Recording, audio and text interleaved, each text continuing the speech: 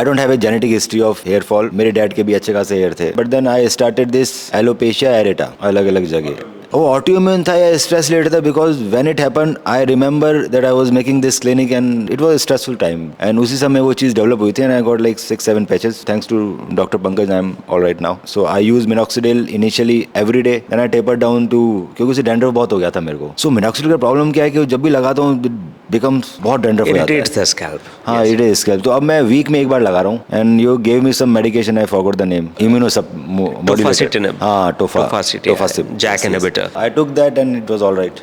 So that's a revolution in alopecia areata. Minoxidil is something which is very commonly used. Boys और girls दोनों use कर सकते हैं? हाँ, मिनॉक्सिडिल बॉयज और गर्ल्स दोनों यूज कर सकते हैं। पहला तो मिनॉक्सिडिल हेयर फॉल का ट्रीटमेंट नहीं है, हेयर थिनिंग का ट्रीटमेंट है। तो पैटर्न हेयर थिनिंग जैसे है, फीमेल्स में भी होती है, उनका पार्टीशन यहाँ का जो ब्रॉड होना शुरू हो जाता है, स्ट्रॉन्ग फैमिली हिस्ट्री होती है, वो यूज कर सकते हैं। बट फीमेल्स को थोड़ा सा केयरफुल रहना होता है, बिकॉज 5% फीमेल्स में गेट फेशियल हेयर ऑल्सो, चेहरे पे भी बाल आ सकते हैं 5% लोगों में। हाँ। और is there is any association between a hairy baby syndrome and minoxidil के प्रेगनेंसी के आसपास नहीं लेना चाहिए फादर एंड मदर दोनों का, ऐसा कुछ? देखिए, चीज़ें बड़ी सेंसेशनलाइज करने वाली चीज़ है, लोग सेंसेशन फैलाने के लिए ऐसी चीज़ें कर देते हैं, कोई एविडेंस नहीं, कोई एविडेंस नहीं है। प्रेगनेंसी में मिनॉक्सिडिल यूज नहीं करते, कॉन्ट्राइंडिकेटेड है। प्रेगनेंसी में अगर प्रेगनेंसी से पहले यूज किया है तो प्रेगनेंसी से हेरी बेबी तो नहीं हो सकता, और फादर का भी कोई ऐसा इंपैक्ट नहीं आता अगर फादर मिनॉक्सिडिल यूज कर रहा है। कोई ऐसी रिकमेंडेशन नहीं है कि बेबी प्लानिंग से पहले फादर को भी रोकना होता है। ओके, ऐसा कुछ नहीं है? कुछ भी नहीं है, कुछ भी नहीं। So minoxidil is one of the like safest, if you can tolerate well then you can.